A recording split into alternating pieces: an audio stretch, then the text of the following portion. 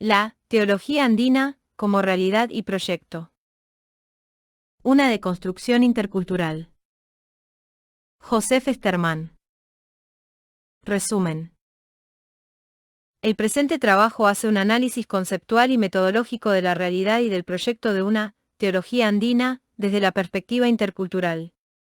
Hace hincapié en la carga occidental y grecorromana del concreto dominante de teología y aboga por una hermenéutica diatópica para la elaboración de una teología genuinamente andina.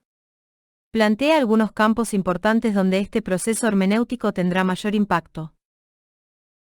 El surgimiento de teologías indígenas y contextuals, a partir de la década de los 80 del siglo pasado, ha planteado una serie de cuestiones metodológicas y epistemológicas muy difíciles a resolver.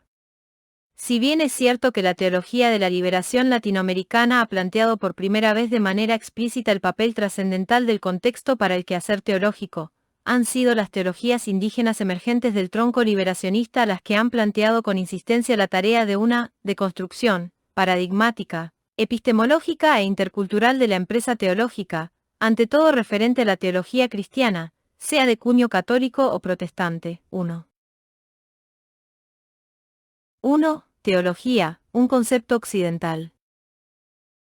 Como es sabido, el concepto, teología, surge en los primeros siglos de nuestra era en el mundo cultural grecorromano, como respuesta de la creciente comunidad cristiana a los desafíos planteados por la filosofía helenística II de la época y el acecho por la religión oficial del Imperio Romano.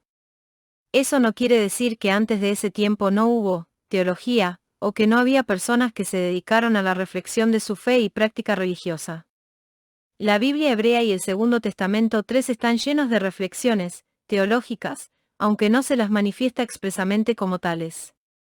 Inclusive la filosofía griega clásica incluía en sus obras una. 1. La contextualización de teologías no cristianas es prácticamente ausente, con pocas excepciones en el mundo judío e islámico. Podría tener que ver con el hecho de que el cristianismo es una religión extremadamente contextual, por su carácter histórico contingente de la encarnación. 2. El helenismo o periodo helenístico comprende la época histórica entre la muerte de Alejandro Magno, 323 AC, y la de Cleopatra y Marco Antonio tras su derrota en la batalla de Accio, 30 DC. El rico legado helenístico, sin embargo, trasciende estos límites temporales para dejar su fuerte impronta en el mundo romano. Y con la fusión de estas dos grandes corrientes surge lo que se conoce como cultura clásica, fundamento de la civilización occidental. 3. La terminología cristiana clásica de Antiguo Testamento, AT y Nuevo Testamento, NT es sumamente discriminatoria respecto al mundo judío. Por lo tanto, se suele hablar del Primer Testamento, PT o la Biblia hebrea, y del Segundo Testamento, ST. Teología, más que las teogonías de los literatos y mitógrafos presocráticos, Homero, Hesíodo. Sin embargo, la nueva religión, que en un inicio era simplemente una secta judía, requería de un instrumento para defender su posición de fe, frente a tres posiciones muy poderosas: por un lado, la ortodoxia judía, sobre todo en la escuela de los fariseos y el judaísmo helenístico. 4. Por otro lado, la religión oficial del Imperio Romano, con el politeísmo heredado del panteón griego y la divinización del emperador, y finalmente la filosofía helenística vigente, tanto en las provincias, tal como Palestina, como en los centros culturales, sobre todo en la forma de un neo-platonismo vulgar. La teología cristiana surgió entonces como apología, defensa racional de la fe y de la nueva religión. El paradigma conceptual y epistemológico correspondiente no era la mística judía, ni el comentario talmúdico, sino la filosofía grecorromana, en la forma vigente del helenismo de aquella época. Es importante resaltar este hecho, que la teología, como esfuerzo apologético, tiene desde el inicio, inclusive se lo puede rastrear hasta en las mismas cartas de San Pablo, una fuerte carga helénica, en especial platónica. 5. Tanto el concepto de logos como el de sías tenían un lugar trascendental en el platonismo medio, 130 AC, 200 DC, de los primeros siglos de nuestra era. La concepción de Dios, sías, en los primeros padres de la Iglesia no se refería al entorno cultural semita de los sinópticos, a la acepción judía de Dios como JHWH, Elohim, o Abba, sino un nombre genérico y abstracto, común entre los platónicos de la época. La referencia principal es la idea platónica, el eidos de lo divino, el arquetipo del demiurgos de Platón, pero también a la primera causa de Aristóteles 6. Después de la primera inculturación, cuyo prototipo era la encarnación del logos en la cultura semita oriental, la inculturación teológica decisiva tuvo lugar en la cultura grecorromana, con todas las consecuencias posteriores para la formulación de la incipiente teología. De este modo, unos conceptos totalmente ajenos a las culturas bíblicas, entraron al vocabulario teológico cristiano y empezaron a ocupar un lugar importantísimo en la formulación del dogma, sobre todo en los concilios ecuménicos de Nicea y Calcedón. Para 4 a principios del siglo I AC tiene lugar la diáspora helenística, vale decir, la dispersión del pueblo judío a través del mundo alejandrino. A partir de entonces, gran parte de los judíos comenzaron a usar el griego para entenderse entre ellos y también en las sinagogas. De este modo, comenzó a hacerse distinción entre los judíos helenísticos, o helenizados, y los hebreos, o judaizantes, que fueron aquellos que se opusieron y resistieron a la influencia griega. Es así como el término helenístico pasó a designar a grupos humanos que, aunque no tuvieran sangre griega, seguían y adoptaban la cultura y la lengua griegas. De entre los judíos helenizados más destacados, se puede mencionarse el filósofo Filón de Alejandría y el historiador Flavio Josefa, pero también a San Pablo. 5. San Pablo parte, en su marco filosófico conceptual, de un helenismo judío en el que había una posición que enfatizaba el dualismo antropológico y metafísico, entre carne y espíritu, mundo y Dios, como también la explicación de la encarnación en términos del logos enajenado. 6. Debido a la suerte de las obras aristotélicas que recién fueron editadas en el siglo I AC y la poca acogida por los judíos helenísticos, Aristóteles no impactó prácticamente en nada la elaboración de la teología cristiana de mencionar solo a manera de ejemplos los conceptos de persona, trascendencia, absoluteza, esencia, naturaleza, ser o nada, en la combinación creatio ex nihilo. 7. Esta primera inculturación teológica ha sido una verdadera contextualización del mensaje bíblico en la cultura dominante del Imperio Romano y el pensamiento concomitante de un helenismo platonizante. Sin embargo, lo que ha sido parte del contexto, se convirtió muy rápidamente en el texto mismo, es decir, empezó a formar parte de la fe y de su expresión dogmática en el simbolón. El resultado de los grandes debates dogmáticos de los siglos IV y V ha sido una helenización radical de la nueva fe cristiana, y una romanización de su expresión eclesial y jurídica. Lo problemático no es este proceso de inculturación y contextualización temprano, porque es algo natural, sino la petrificación y absolutización del contexto mismo, en la fórmula del simbolon, credo, de Nicea, 325 DC. Lo que ha sido un proceso contingente y culturalmente relativo, se convirtió, bajo la dominación política de Roma y Constantinopla, muy rápidamente en contenido necesario, absoluto y culturalmente trascendente de la fe cristiana. Desde entonces, los conceptos grecorromanos de persona, trascendencia, esencia y naturaleza venían a formar parte de la fe cristiana misma y de su reflexión en la teología. En el transcurso de los siglos, prácticamente no hubo una reinculturación o recontextualización de este contenido ya inculturado helénica y romanamente, con la excepción del proceso de la aristotelización de la teología cristiana en la Edad Media. El mundo grecorromano y sus culturas se convirtieron, mediante la labor teológica, en parte de la misma fe cristiana. Esto se plasma de manera ejemplar en la convicción, hasta hoy día vigente, de que las concepciones de un ultramundo, o de la separación de cuerpo y alma, de la inmortalidad natural del alma, o de la negatividad primordial de la sexualidad formaran parte del mismo núcleo del credo cristiano. La filosofía y las culturas grecorromanas han penetrado el mensaje bíblico de tal manera, que ya vienen formando parte del mismo 8. Inclusive la Reforma, que intentó esculturar el mensaje evangélico de los residuos de la filosofía antigua, pagana, sucumbió ante el dominio del paradigma vigente. Concepciones como predestinación o el fuerte dualismo metafísico, mundo versus Dios, y antropológico, carne versus espíritu, no son ni bíblicas ni evangélicas, sino de raigambre platónica paulino. El tan odiado escolasticismo en la teología fue reproducido a otro nivel, en un exclusivismo y occidentalismo aún mayor del que propuso la escolástica y el 7. Es bien conocida la polémica en el Concilio de Nicea, 325, sobre una letra de la fórmula griega cristológica, entre homoousios, consustancial, y homoiousios, parecido.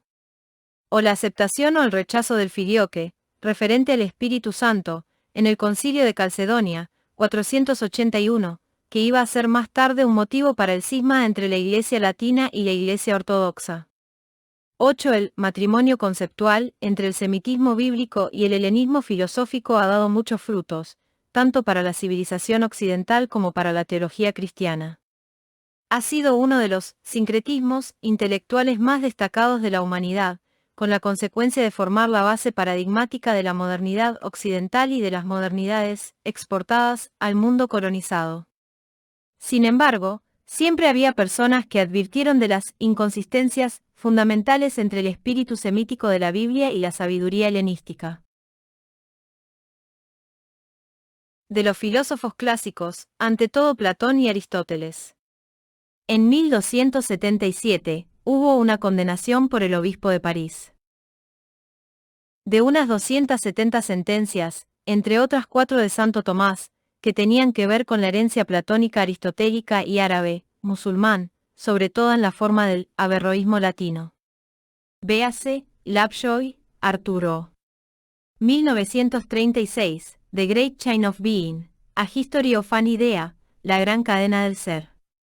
1983, Londres, Harvard University Press, Barcelona, Icaria. Renacimiento.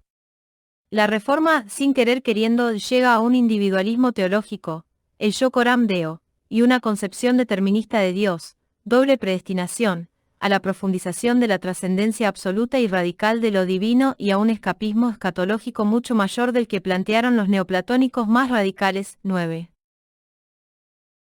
Parece entonces que la teología cristiana, al igual que la filosofía occidental, tiene el estigma imborrable de haberse casado con el pensamiento helénico occidental, un matrimonio que no conoce divorcio ni separación hasta hoy día.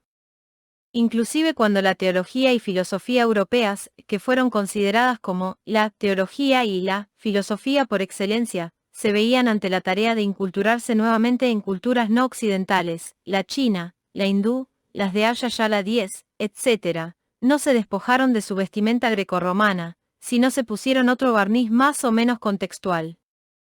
La campaña de la extirpación de idolatrías, en América Latina, y de manera especial en la región andina, no era solamente una maniobra de la Iglesia Católica para imponer la fe cristiana a un pueblo considerado pagano, sino también la correa de transmisión para hacer valer la teología occidental de vertiente escolástica renacentista.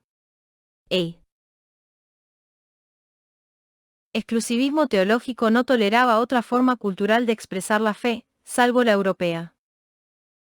Occidental, con una fuerte dosis de filosofía platónica y aristotélica.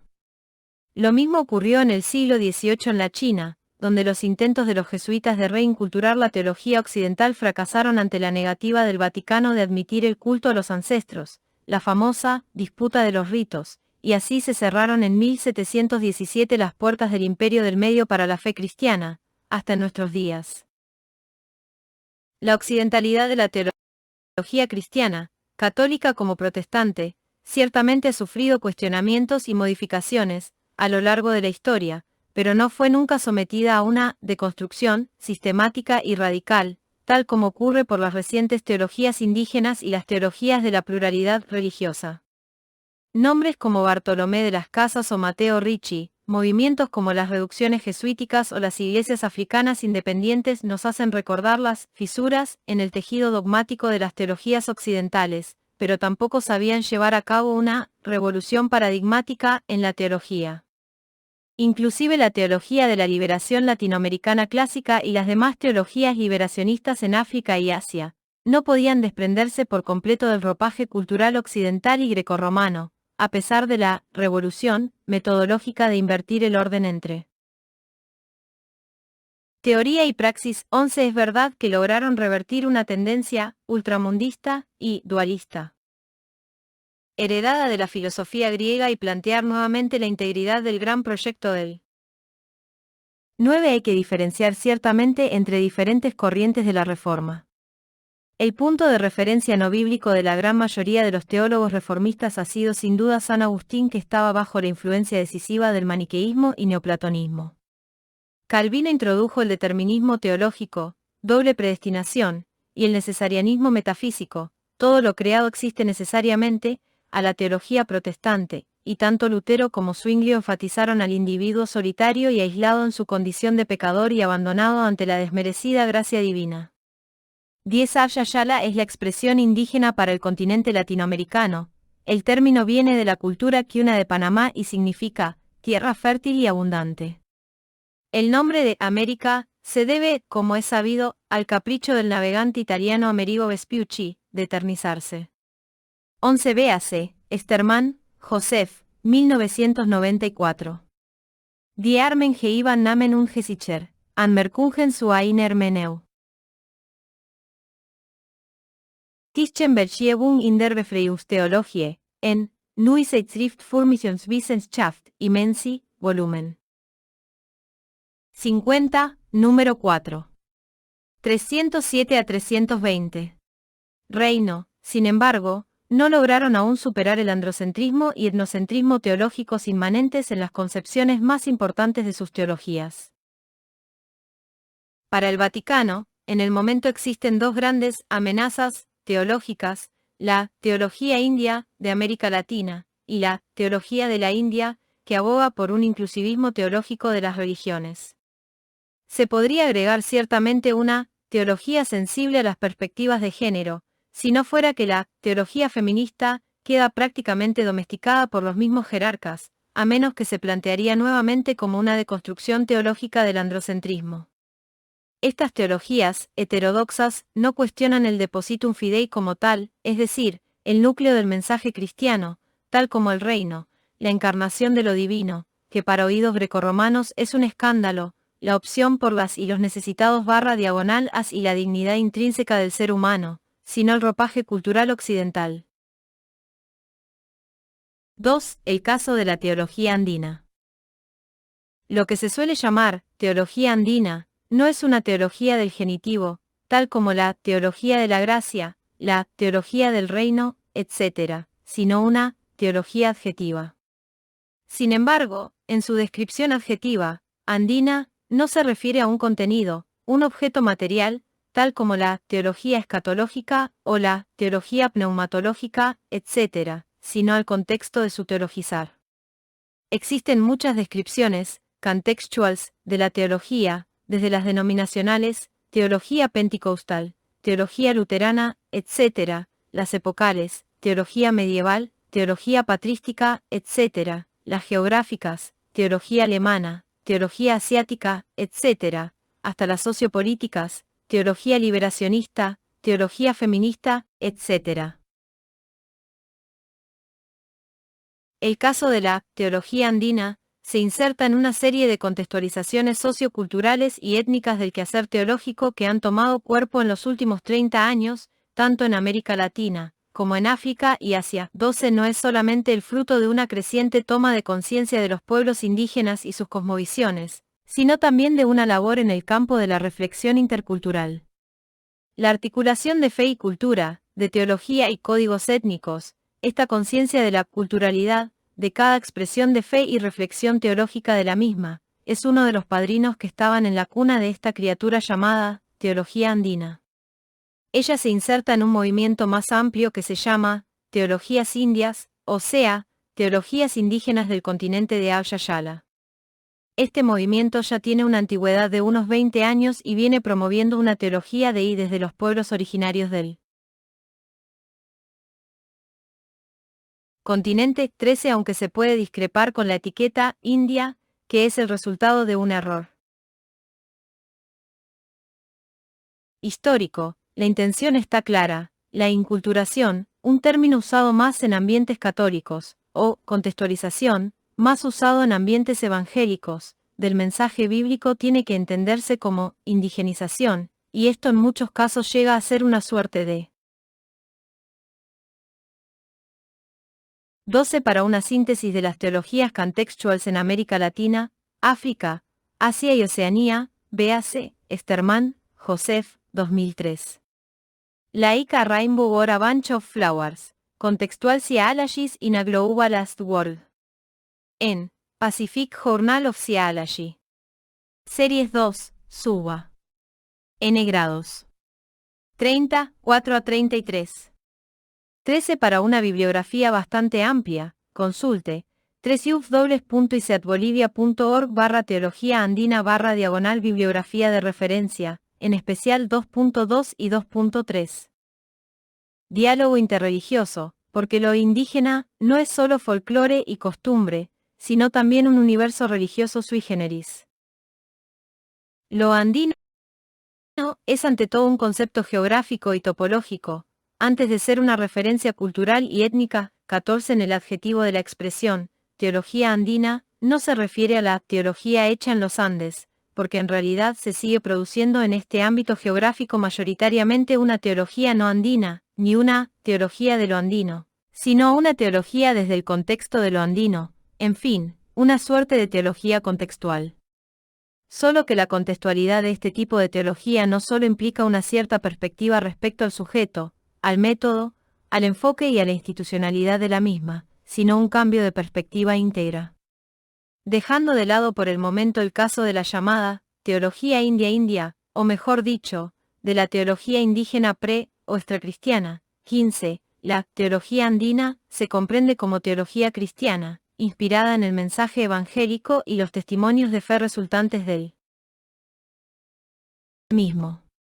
Por lo tanto, de una u otra manera, se inserta en la larga historia de intentos teológicos de Occidente y teologías contextuales oriundas de otros continentes. Tal como fue la primera inculturación, que también era una suerte de indigenización, en los primeros siglos, la teología andina reivindica la reinculturación de la fe cristiana en el contexto andino. Sin embargo, no se trata de una simple transculturación o adaptación, sino de un verdadero proceso de intertransculturación. 16, es decir, de un proceso histórico y dinámico de diálogo vivo entre culturas, paradigmas y cosmovisiones. Lo andino no es una entidad estática y museal, como tampoco es la fe cristiana y el mensaje bíblico.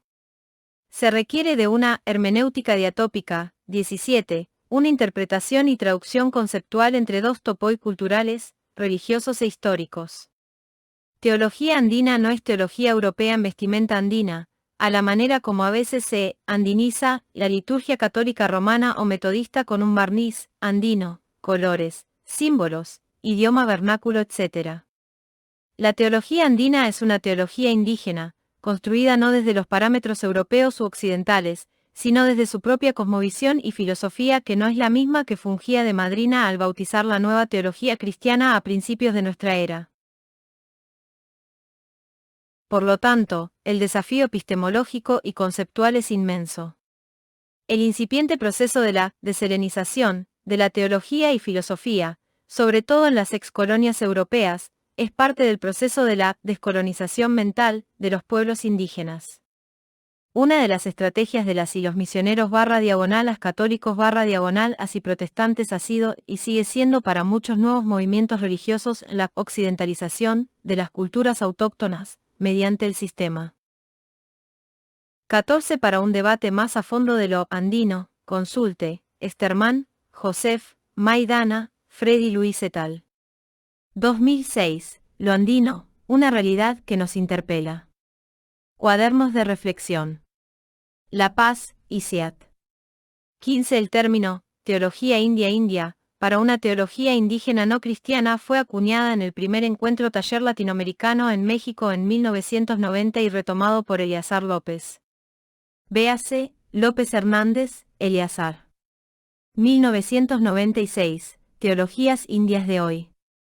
En Cristas número 696, 34-40. Consulte también, Girardi, Giulio, 1998. Desde su propia palabra, los indígenas, sujetos de un pensamiento emergente. Quito, Abya Yala. 16. La síntesis de transculturación, como proceso histórico, e interculturación, como proceso de intercambio, suele llamarse intertransculturación, que refleja la complejidad de las relaciones entre pueblos, culturas, etnias y personas. 17. La hermenéutica diatópica, Panikkar, busca una comprensión de la alteridad mediante el diálogo. Intercultural entre dos lugares, topoi, culturales, sin recurrir a un tercer punto de mediación, terciam. Mediationis. B.A.C. Panikkar, Raymond, 1997. La experiencia filosófica de la India. Madrid, Trata. 46.